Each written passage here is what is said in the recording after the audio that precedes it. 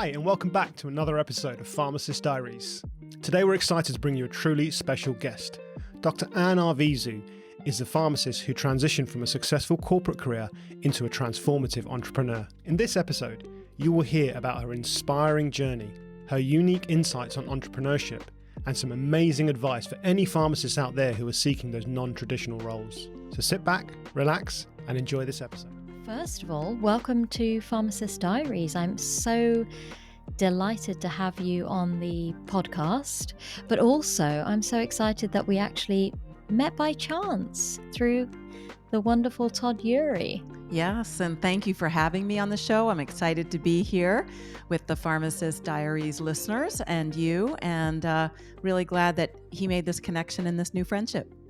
Agreed. Is this your first podcast with someone within the pharmacy space in the UK? In the UK, yes, actually. It is my first podcast. Yes, so hello. But I'm no stranger to the UK because I worked for a British company for many years. Yeah, I can't wait to hear your journey. In fact, I was really excited about recording this because I didn't want to sort of read too much into your history because I love the idea of having a conversation and that my curiosity and my enjoyment from learning about who you are on the go. So let's dive in. I guess let me take you back to the beginning of your journey as young Anne and why she became a pharmacist in the first place. Yeah, thank you. The reason I became a pharmacist was because I loved healthcare, and I was a lifeguard, and I was doing all the things health and even volunteering in the ER. But I considered pharmacy. I didn't consider pharmacy at first because my brother was a pharmacist, so I didn't want to be a copycat.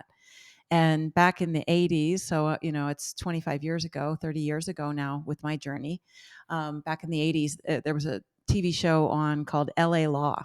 So I wanted to be a lawyer, like all the cool people on LA Law. And I didn't, I just started off in the law school space and the pre-law space, and really just realized my passion was in healthcare. I wanted to heal people. And so I did end up I got a bachelor's degree with political science and then international communications, double major rather. And then I went to pharmacy school. It just felt like that hole still needed to be filled. So I did. And then when I was in pharmacy school, my mom died of cancer.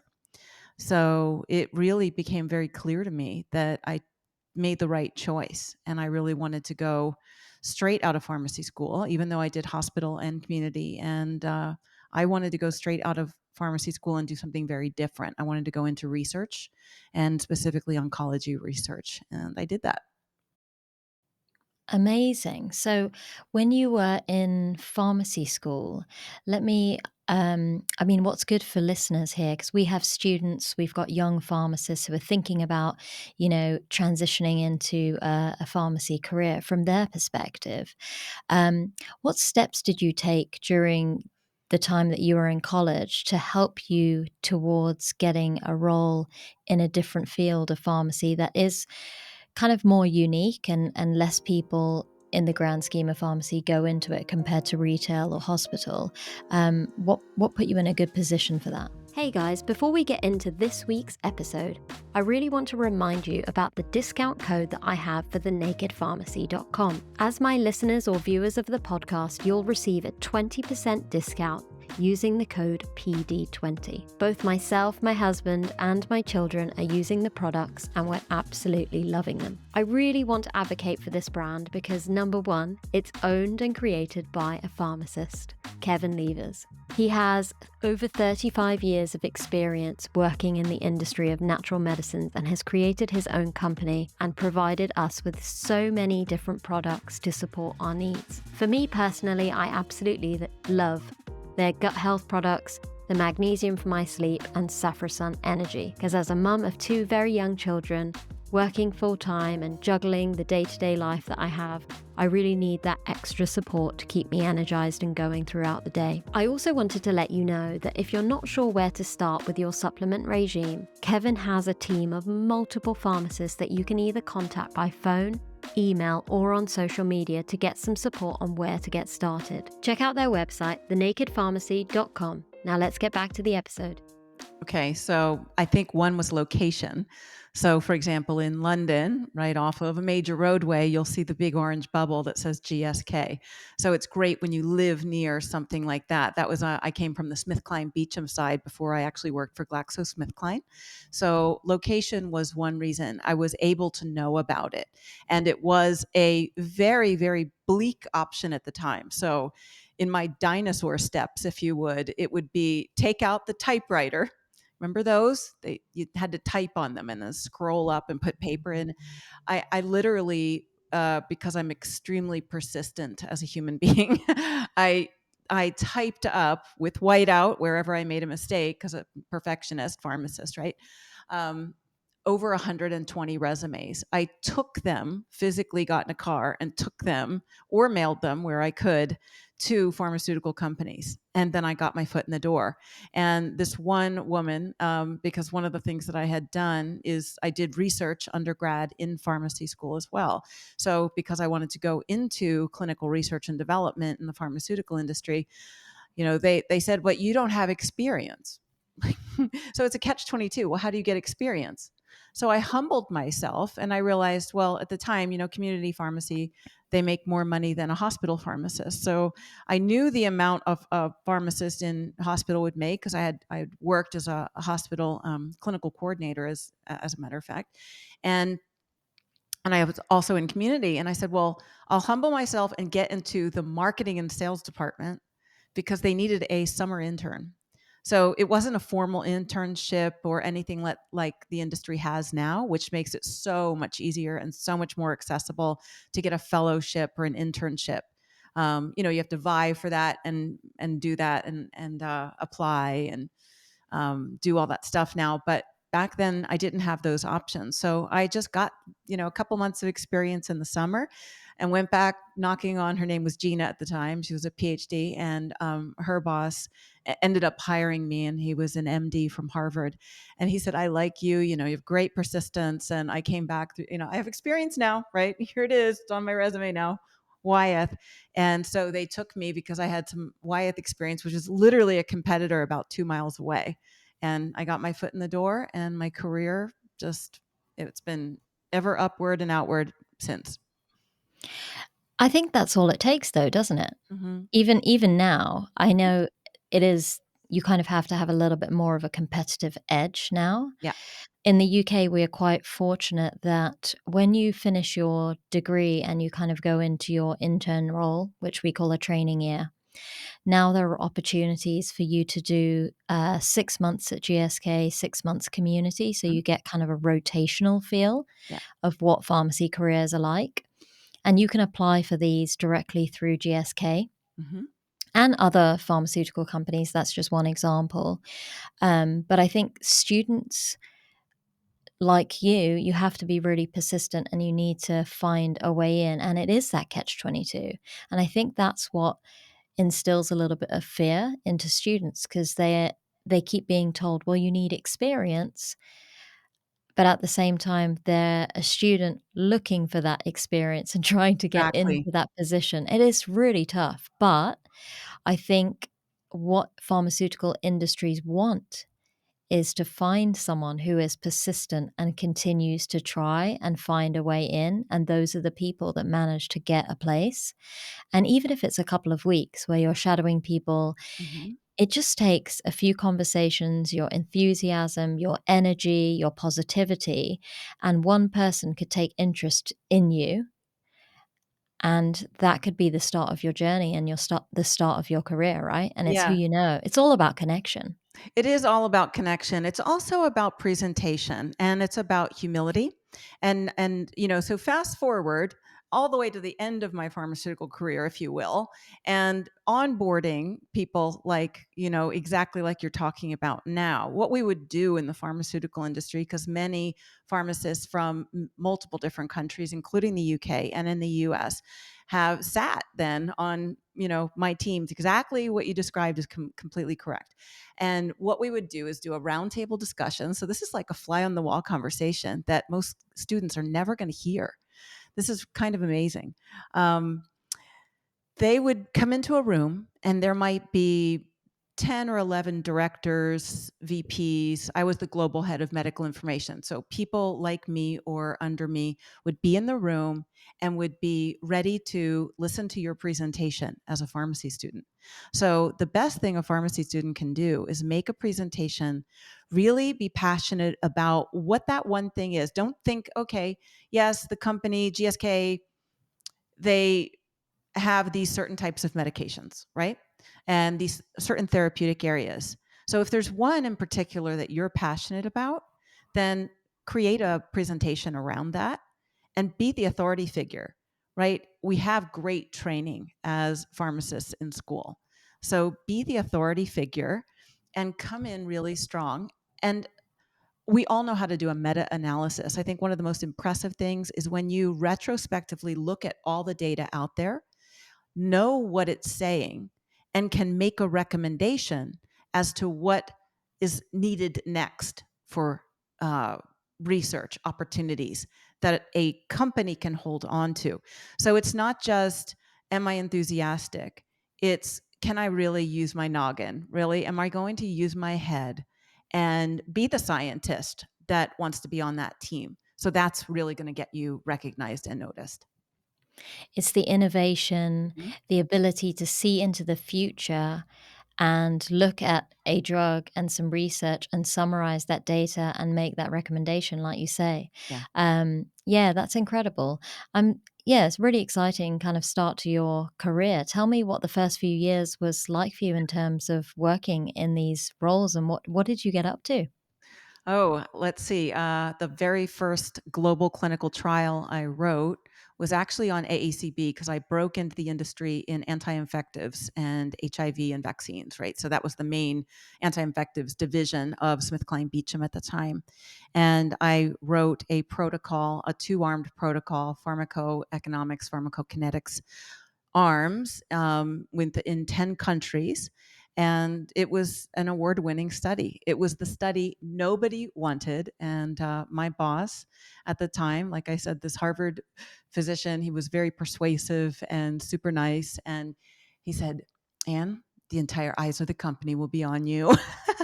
No pressure.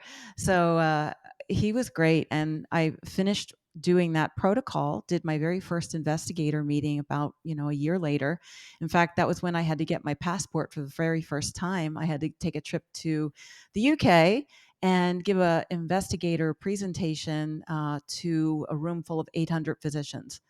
And I told him at the time, I said, I don't think I can do this. We all know that we could take like a propranolol or something for anxiety, for being able to stand up and give a talk to a room.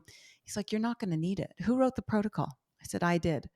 He said, you're not going to need it. Most of these physicians are going to stand up and they're going to just want to hear themselves talk in front of their peers. And they're going to want their peers to hear themselves talk. And you're going to answer the questions and you're not going to need me. I said, okay, I'm going to look at you and you're going to answer the question. And at the end of the presentation, I answered every question and it was really uphill from there. So it was a wonderfully developmental experience for the first few years. It was really such an uphill learning curve to do the medical writing, to do the analytics and the data, to learn, everybody hates in pharmacy school. We all hate statistics, biostatistics classes. It's one of the hardest. But once you apply it, it's so easy. It's like pharmacokinetics. It's so easy once you apply it into your subjects and into the data that you're studying. It makes so much sense. So really having that scientist hat on, I loved it. But I also loved the business aspect. And for me, as a natural leader, I really just kept rising through the ranks from global clinical, from document specialist, which is, that humbling experience to start with, to clinical scientist, to global clinical scientist, to head clinical scientist, to associate, director, and then director, becoming a head of a region, then becoming a head of 2 regions, and then becoming a global head. And then having 4 regions around the globe with directors under you and pharmacists, PharmDs, MDs, PhDs as your team and staff. And I've had staffs up to 135. Like that's the 25-year synopsis right there. It just was an incredible experience. And as you know, also I have gone back in to support my industry as an entrepreneur. I mean, that is incredibly inspiring. And I just think, I mean, you were in your early 20s when you started this career. Genuinely, I'm interested and curious to know where those leadership skills come from, because I think, I mean, not everyone can do that type of role. And it's not something that's easily learnt through a pharmacy degree. And it's not something that is kind of built into you in terms of the skills that you learn during the degree, because the degree focuses so much on clinical content, the scientific skills. You start learning elements of research and data collection. But when it comes to leadership, and personally in the UK, I feel when it comes to leadership and management experience, it's something that you learn on the job. And if you have that personality type or the characteristics to flourish as a leader, you can make it. But it's not necessarily something that's taught to you unless you pursue postgraduate kind of education. So tell me a little bit about where those skills have come from and how that helped you in your Yes. career journey. Yes, that's an amazing question. And it's so spot on because yes, there are qualifications of a person that are natural leadership skills, right? There are the ability to communicate, which of course is a developed skill, and a soft skill. I hate that term, soft skill. These are critical skills. And when you want to pursue something like that, professional development is something that used to be inherent in industries. And it's a little bit far and few between nowadays. Some companies still do it because they see the value in developing that next leader, but that next leader has to be kind of pinpointed or spotted within an organization to get mentorship. Mentorship is one way, but professional development. So for example, back then, GSK sent people that were identified, such as me, into leadership tracks, and those leadership tracks included some mentorship. So I was still a global clinical head when I was matched with a VP. So that was something internally that companies can do. So I was matched with a VP, and I'd get to go have lunch with this guy and just ask questions. And so you pick the brain of a leader and to step into their moccasins, right? The second part is I still probably somewhere on this bookshelf back here, or one of these bookshelves, I probably still have my very first training program, which was the 7 Habits of Highly Effective People by Stephen Covey. And I had to go through the training program. I also have had to go through extensive I was trained as a media spokesperson when I was a director, and when I was traveling all over Latin America. I was trained, and you learn how to be on video. You learn how to respond to questions that are not favorable to what's going on in your company and the product to protect the company. So there's crisis leadership, crisis training. And then when I launched out into entrepreneurship, that's just a bug that never stopped, as a sort of lifelong learner, if you will. I've been certified in coaching, in Six Sigma, in life coaching, business coaching, leadership coaching. I certify coaches in these skills now with my own method, the Core Life method, because I do believe in this so much. But I always believe you have a coach, you be a coach.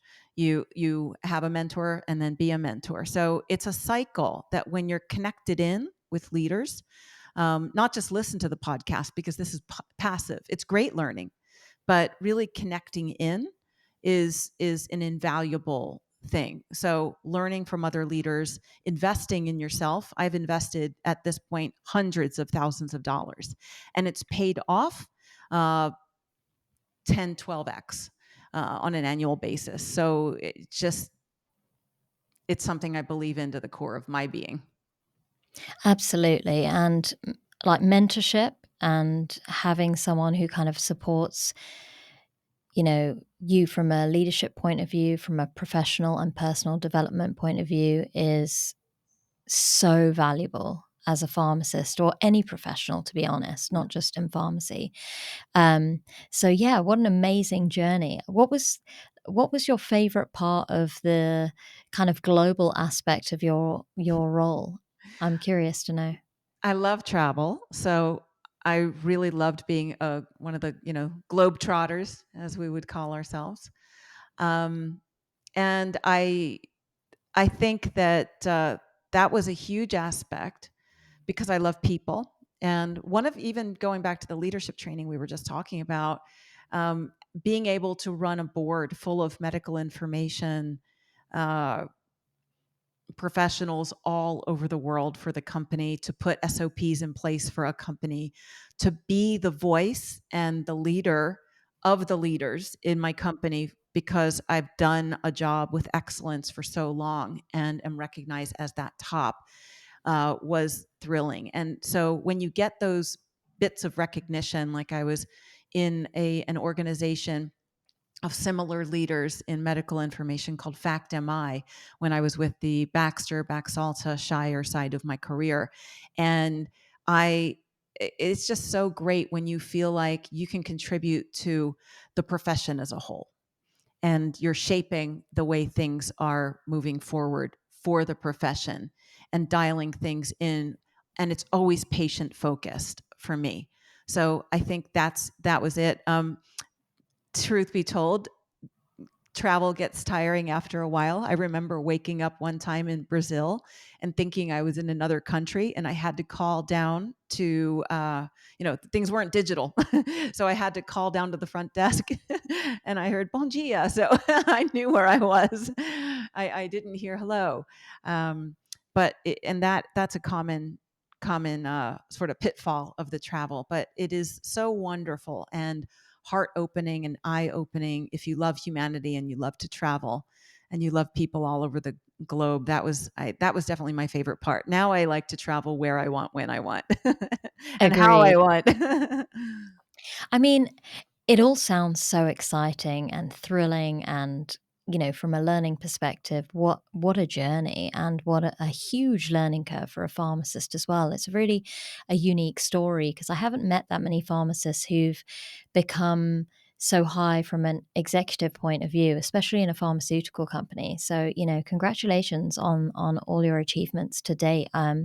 Yeah, I'm sure everyone listening will be really surprised, and inspired and motivated to be like, okay, pharmacists can be Yeah. amazing leaders, like, especially as well being female as well, like we can run things. I love this. um there must have been some challenging sides to your journey, though, in terms of the work. It must have been, were you in the type of role where you felt like you were working all the time, traveling all the time? Was it a nonstop situation? Yes, but workaholism was fine. I think that you hit the nail on the head with your previous comment by just mentioning female, right? So that was a challenge. I remember when I first came out of pharmacy and I got my foot in that door, right? I was used to wearing the white coat over whatever outfit of the day, which was nice. It was semi-business casual-ish, right? That I could walk into work as a pharmacist in my flowery pants and a cute top.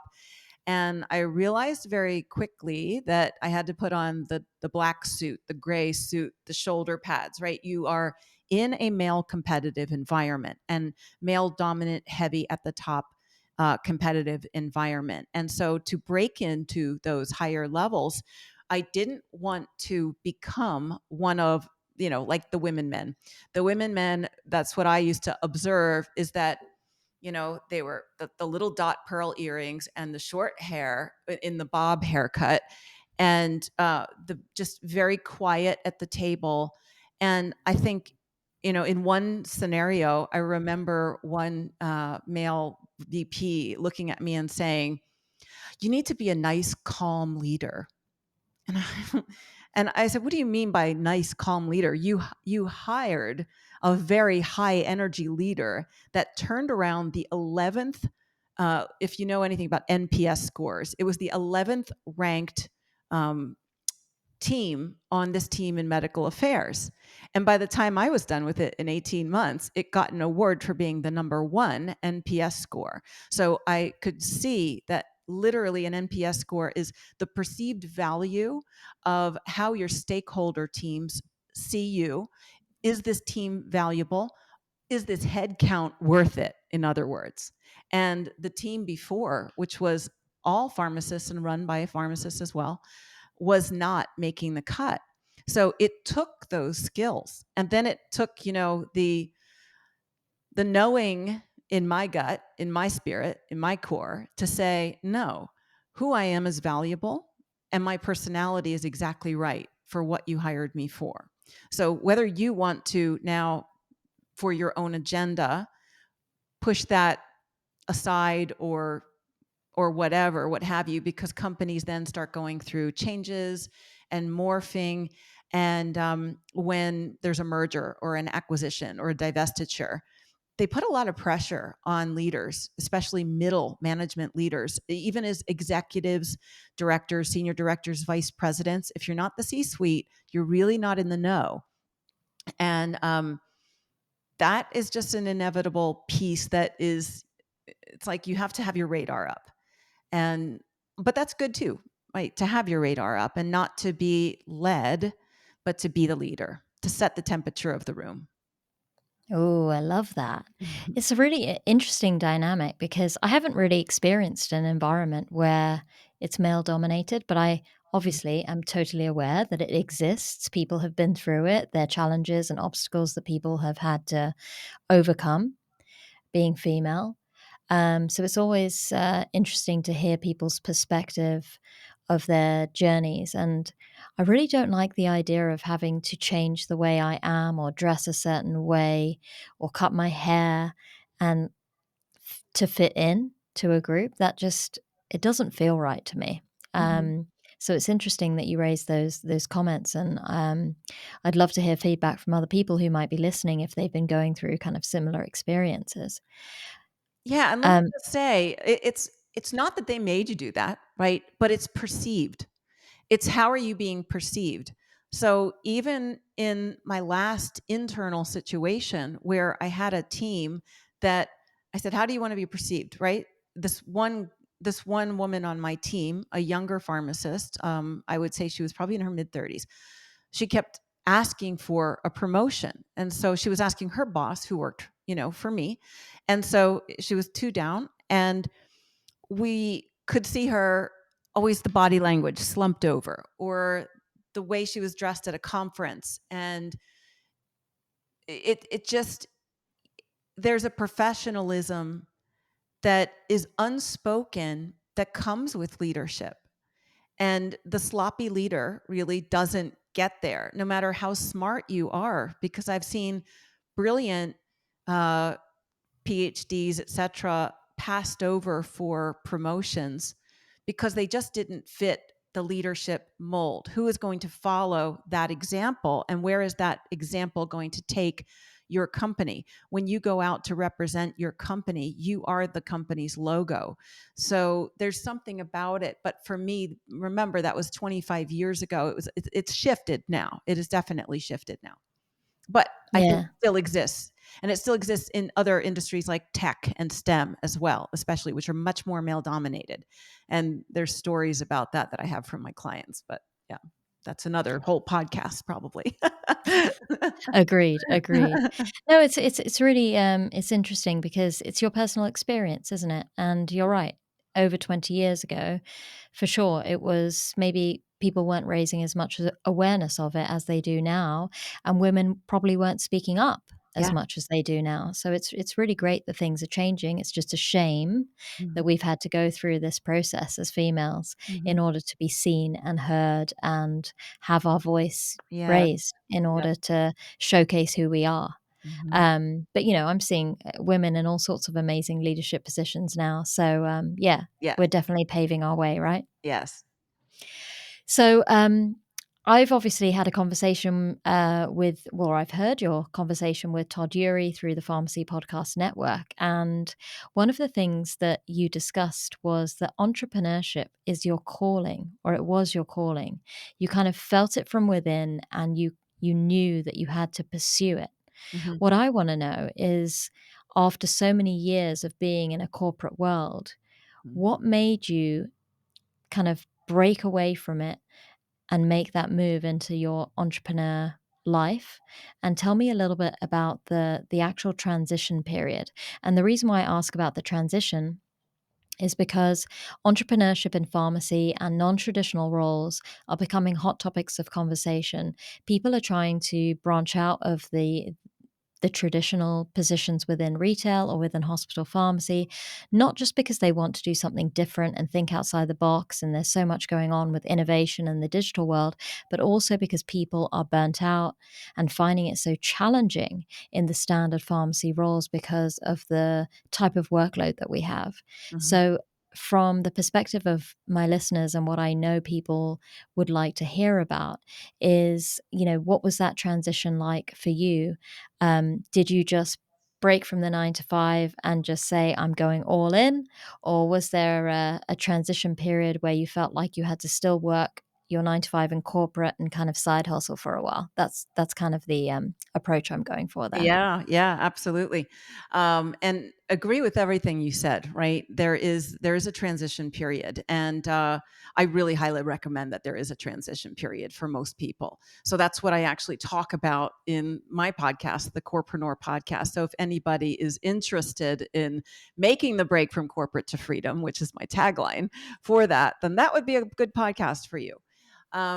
Shameless plug, right?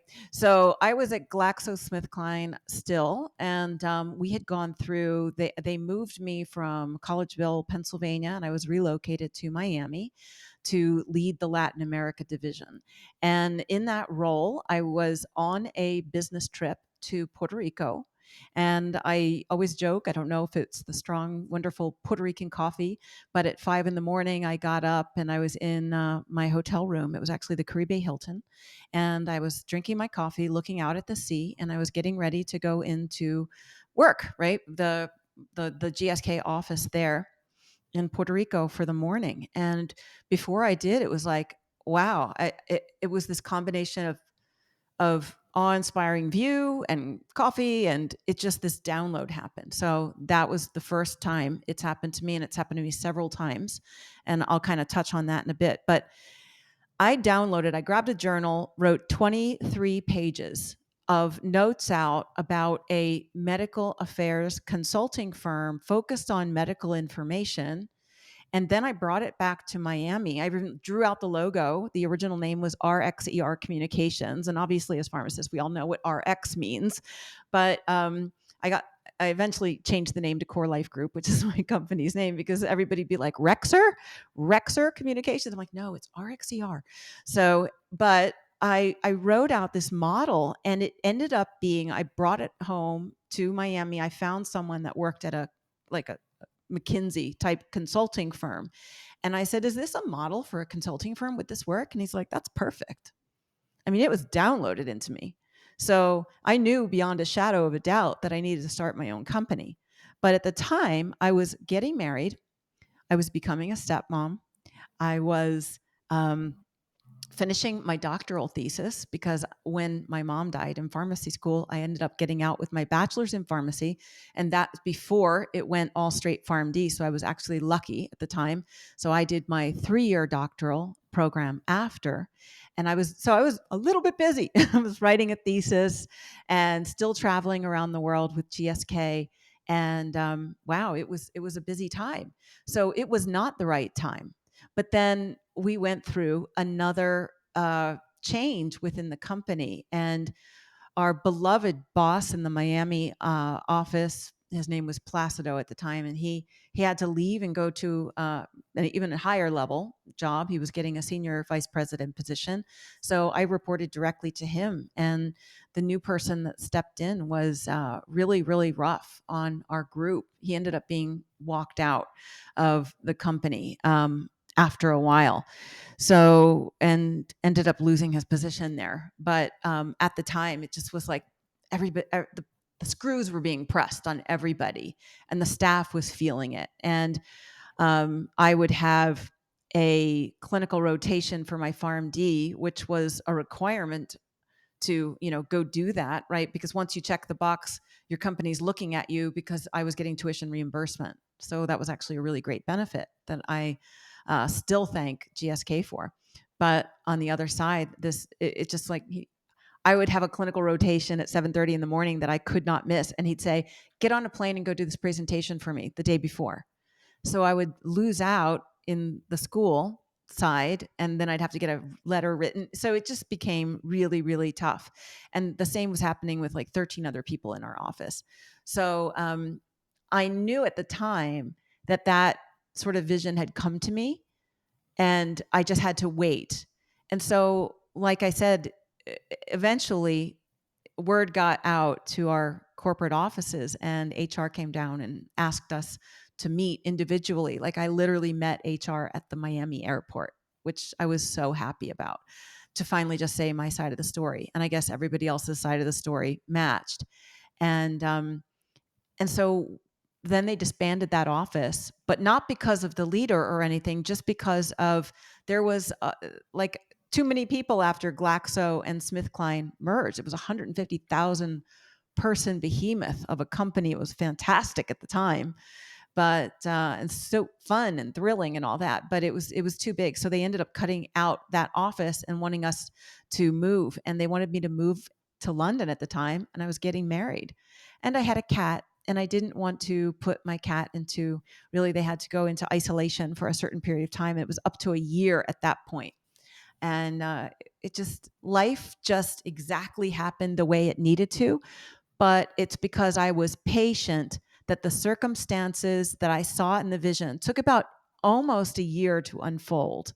And then I was given a package to leave, and I was able to start my own company with my own money. So I didn't really have to bootstrap. I did bootstrap some of my own money. I never took a loan for anything I've done, but I took my package and I invested it in my knowledge business. Oh, that time. Mm-hmm. Yeah. Patience Mm-hmm. and timing and just things happening for a reason. Yeah. It's kind of like it manifested itself Yeah. in the right way. I love those kind of stories because I genuinely believe in them, and here's Yes. a reality of one that's actually happened. Yeah, that's amazing. So what was it like going into entrepreneur life? Were you nervous, excited? Yeah, tell me about that adventure. Yeah. So I had to basically, you create your business plan, you do a portfolio, and my portfolio was what I have done. So I had a white plastic binder. I put what I had done in my life and my CV. I printed out some of the ugliest business cards you've ever seen, and I got my foot in the door of my first client company. And within a year, I had incurred about 386,000. I'll never forget that number, actually, $386,000 in contracts. And I had started with a local pharmacy school. I started I said, nobody in South Florida teaches pharmacists how to be clinical research professionals, and nobody teaches them how to be medical information professionals. So I started rotations with a couple of local pharmacy schools and became a preceptor. For one was Shenandoah University, which was out of state. So they would send me pharmacists in training who would come from out of state. And this was just all unheard of. So I just love to pioneer things. And every time an idea has come to me, I've put it into action, which is the other part. An idea is just an idea unless you actually act upon it.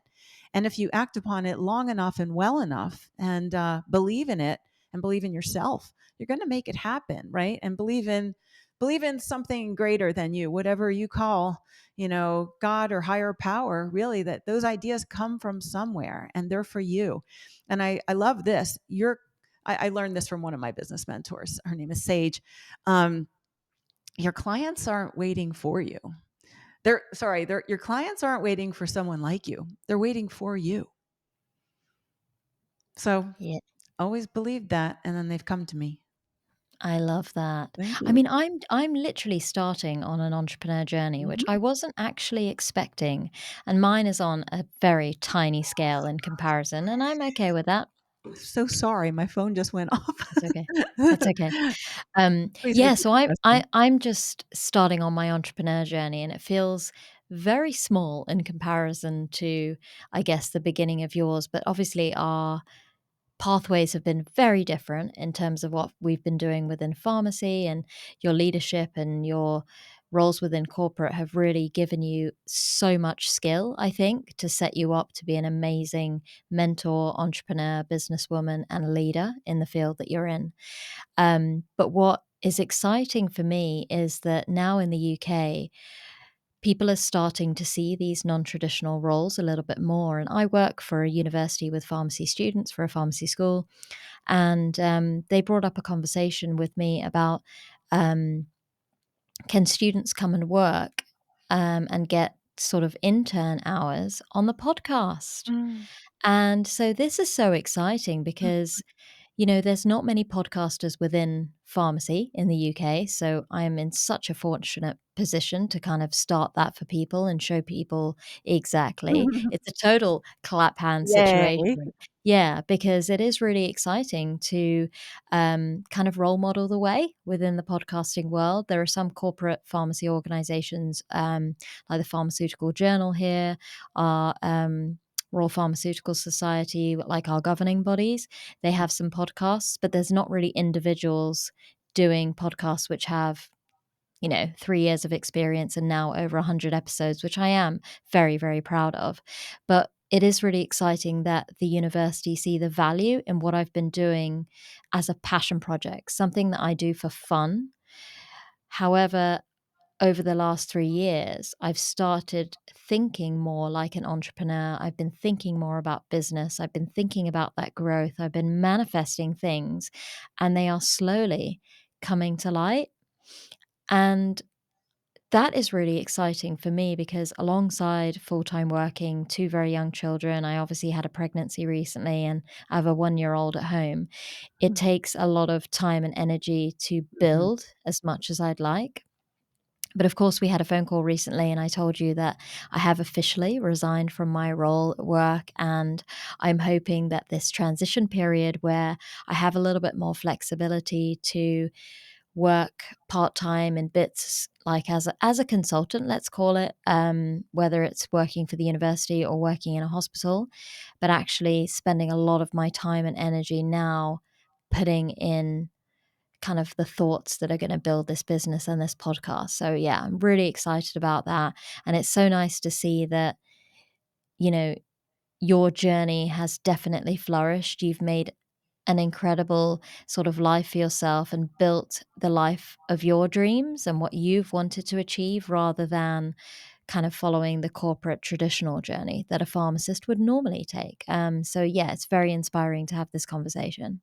Thank you. Yeah, and to bring it, uh, you bring up the situation of you're gone now, right? You're free, and you have made that leap from corporate to freedom. So my business model for the traditional part of Core Life Group is one model. It's a consulting model. But my business now is both.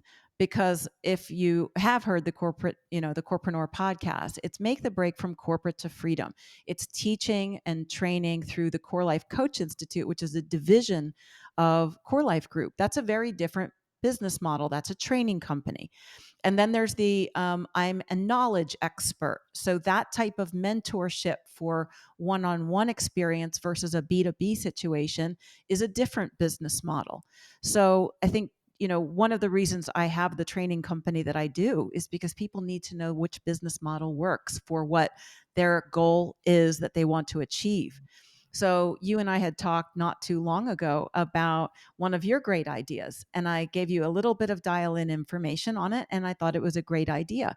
So when you hold on to that, idea in peds, because you're an expert there, and you want to become seen as a knowledge expert, which any pharmacist can do, there is this very seductive online world with all of its millions of courses and all of this noise that's so readily accessible. And I would just tell you, put your podcast headphones on, right? In other words, put your blinders on and stay true and focused to your vision and build it. And when you need to, you find a business coach like me and you say, I need help. And don't be afraid of getting that help. I mean, when I have business coaches in my life every year, even though I've built a 7-figure business, and my clients, they hire me generally 1 to 3 years, or they'll come and sit with me for a full day or 2 days or 3 days, and they'll just fly to Florida and we'll map out their entire business so that they have their model. But there are different models. So find out what yours is. And if you don't know, find someone who knows. Describe what it is you want to do. That will save you so much time, money, effort, and tears. And it will also, it will accelerate your corporate to freedom jump if you haven't jumped already. So like I have a checklist on my site. You can go download that checklist and it'll tell you when I've looked back and said, these are 10 things I did before I made the break, right? I didn't just jump when times were hard, and I know pharmacists are burned out. I was burned out too. I waited until I had a very clear picture of what would work, and I made sure that my finances were right. So budgeting is important too. So knowing how long you can sustain while you're building your business and knowing how long it will take that business to build. I know that there's a 1 year and a 3 year and an 18-month model for exactly what I do. So I'm not going to get discouraged when my first or few months, really, I'm not getting the results I want when I do a new launch. You see what I'm saying? So I think that's when 90% of businesses will fail within the first 5 years. And 80% of those 90 are women owned. At least those are the US statistics. So it's just because it's like plan to fail and then, fail to plan and you'll plan to fail. I mean, you raised so many good points there and really useful information for pharmacists, because I think going down this entrepreneur journey is quite outside of our type A typical kind of personality as pharmacists. You know, there's a lot of sort of black and white. There's also a lot of follow the right pathway that's set out for you in traditional roles. So when you break free of that, there are so many people who want to do that, but then it's hard to navigate the journey. And I think that's where a coach is so incredibly valuable, because you don't have to do this alone. You don't have to struggle.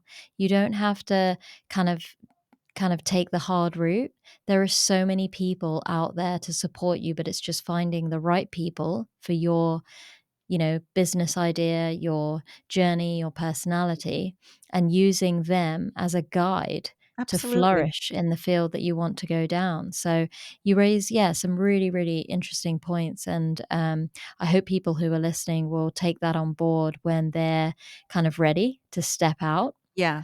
And also tune into your podcast, because of course there's so much valuable information and stories from people who are doing that or have done that already. Yeah, exactly. All 7-figure business owners coming from different types of businesses like we're talking about today. And the main thing about that, because there are so many burned out pharmacists, is I would be remiss if we don't say this, because you've brought it up, the burnout.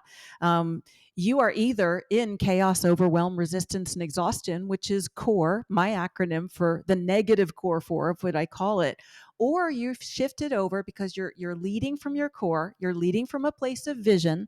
You remember to keep your eye on the prize when things are hard, because you mentioned the journey, and the journey is zigzaggy. It really looks more like the stock market than a nice straight line upwards. So you're not going to just go from glory to glory. You are going to go through the valleys and the pitfalls and the dark times too. So being centered, open, resilient, and energized, which is the positive core 4 in the CORE acronym, is really, really important. And the way to do that is to dial into your core. So if you go to my website, arvizu.com, there's a wheel there. And the outside of the wheel is the external circumstances of your lives. So give me finance, for example. Oh no, really, I got to go take a job. I got to go get a job because I'm not doing this well. I see what's in the bank account. Shift it. Goodbye, money. Thank you. Come back with your friends, right? I every time I pay a bill or pay a vendor, it's like, it's fine. They're coming back, and it's going to come back multitudes, in multitudes rather. You don't have to worry. So if you stay true to your core and you stay focused and you use a good method, maybe that a coach has shown you, it's that attitude that's going to determine your altitude eventually as well. So that's important as well. And your website has so much information as well. So if you're listening out there, go and check out arvizu.com for sure. But let me ask you this about the kind of core life method. At what point in someone's journey would they contact you for some support? And also, what does the training look like? Is it one-to-one training? Is it group training? Are you part of a community? Because I think that's also really important, isn't it? Because when you kind of go on a new journey and you're connecting with new people, it's always, I think, really valuable to know like-minded individuals to share that process and that journey with others. And is that something that the Core Life Method offers? Yes. So I do offer one-on-one coaching, virtual and in VIP days. So come spend a day with me. And that's an application process. Come to Florida, spend a day with me. I treat you like the VIP that you are, that you want to be, and put you in a very, very beautiful hotel, in a suite, in a space where we map out everything. I sit there and roll up my sleeves with you. It is a partnership on your business. You get to open my brain and ask any question. If you don't need or can afford that level, I have a couple of ways to, work with 6-month and 1-year coaching packages with me. And like I said, most of my clients stay with me for about 3 years. My clients are generally women in midlife transition. They are generally women in their 40s. Could be lower, could be higher. I've had an 85-year-old come to me and a 70-year-old come to me and say, I need to know what I'm going to be when I grow up. Because I believe we have a destiny and a purpose to fulfill, but there's different ways that looks, right? I'm here to teach, I'm here to serve, and I'm here to lead by example. That's what I'm on earth for. But how I teach and what I teach and where I teach will depend. And you can be in your destiny or your dharma or whatever it's called to different people, right? You can be moving in your purpose, but not ever necessarily, what on earth am I here for, right? People get to this stage where they're so busy and they're so burned out at work that they lose sight of the original core of who they really are and what lights them up. So they can come into that Core Life Method coaching anytime when they need the life coach. The business coaching is really the more corepreneur stuff. And because I'm both, it's that woman who comes in and goes, I know I want to build my business. That's why the tagline is build your business, balance your life, and leave your legacy. Well, they want to leave some kind of legacy. They want to build a business. But what's really happening is nobody is going online and saying, I'm burned out. Or they might, and they might go to a spa day, but they're not saying, I need a transformational life coach. I need the Core Life Method. What they're saying is, I want to build a business that makes me free, that makes me joyous and happy.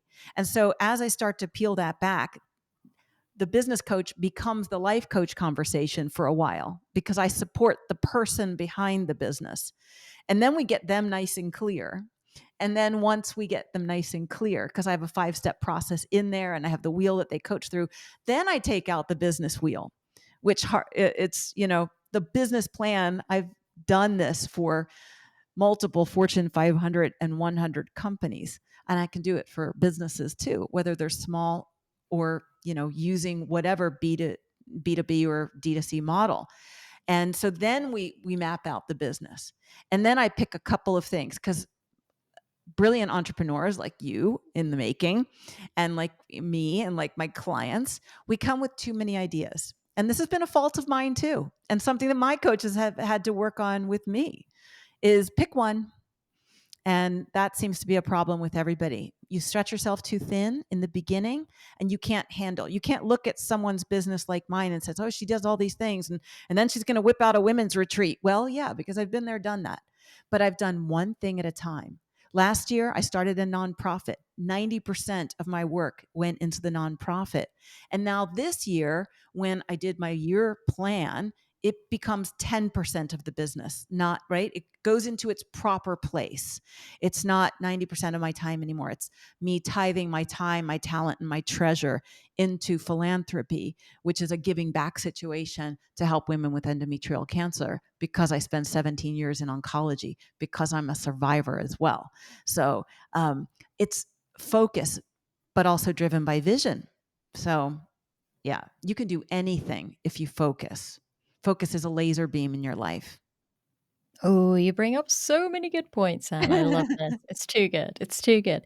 Well, all of it's true, and it just makes so much sense, right? Mm. And I think there's a couple of things. I mean, how amazing is your job, by the way? Oh, it's great. How I can do what Yeah, I I want, mean, when I want, where I want. yeah, but when you think about, so when you were telling me how people can come to Florida, stay in a hotel, you map out their business, but you also look at their life, and maybe, like you said, opening their eyes to burnout and the fact that they actually need to look at their health, their well-being, their Mhm. mental health, and just that expands all these ideas as well. Because sometimes when you are in burnout, it's how do I explain it? You can't like actually flourish in a Right. business because you're so trapped in a Mm. negative space, negative energy. I mean, that's exactly what the core life explains. But um to come and spend time with you for a day and open your eyes to lots of ideas and get that support. It sounds so exciting from your perspective. I mean, by the end of the day, you must be seeing some transformation Oh. with this person and kind of that light come back to them. Mhm. And you're really truly transforming their life potentially. And that is so cool. That is something that, I mean, I would be so excited to do on a daily basis, and you wake up and get to help people in that way, like, that's true service, right? It is. It's so great. It is making, I always tell my clients, see my hands. If you're watching the video, see my hands. They're on my shoulder. Step on them, right? I'm lifting you up. And that's really what it's all about. We're here to bolster each other. That's what a true coach does. It brings out your brilliance. It's not for me to tell you. That's mentorship. It's not for me to advise you. That's counseling. It's not for me to give you advice, because advice is free and it's never well received. It's about bringing the answers out of you and then getting you so focused and dialed in that you are going to stay the course no matter what. That no matter what, things go wrong. First episode of the Corepreneur, right? No matter what, every hurt, every pain, every trauma, every story, every setback is somehow a setup for your success. Everything matters. Everything you have done, it can't be lost. It can only be augmented if you let it. Such a pharmacist term, right? Augmented. I love it. I Mhm. love it. Oh, this is so good. I mean, everyone who's listening or watching, obviously go and check Anne Arvizu's website. Check out the Corpreneur podcast, which I will 100% link in the show notes. Which social media platforms do you use the most, Anne? I mostly use LinkedIn and Twitter. I have about 20,000 followers on both of those combined or so. And recently, because I had started a nonprofit, my Instagram was hacked. I had several thousand followers on Instagram, almost 3,900, and Meta took it down, sadly. So I'm starting over again on Instagram. So you can follow me over there. That would be nice. I think I'm back up to 100 and something. So it's a renewal renaissance for me. And that's the thing. You don't have to worry about when things like that go wrong. I mean, could you imagine some influencers, if their Instagram went down or was taken down and they couldn't get it back, they would lose their identity. So, Mm. diversifying your portfolio of being everywhere all at once is a key to business, but not worrying about it too much, because like I said, I've gone into business meetings that I've landed contracts in with paper business cards. None of it really matters. What matters at the end of the day is your connection. So if you want to connect with me, I'm really accessible. You can email us at support@arvizu.com. I'm available for calls, etc. Just pop in anywhere. Yeah, I mean, hello. The reason why we're here today is just one Exactly. little chit chat that we had, and I was like, "No, you've got to come on the podcast. This is amazing." So, thank you so much for your time tonight. I really enjoyed getting to know you. Such an inspiring and motivating story, and I'm sure everyone listening will be loving it. Oh, thank you, Anisha. Talk about inspiring. You are such an up and coming, amazing powerhouse force. And I talk to you all the time about how much I love your voice and your show. So honored to be here. Thank you.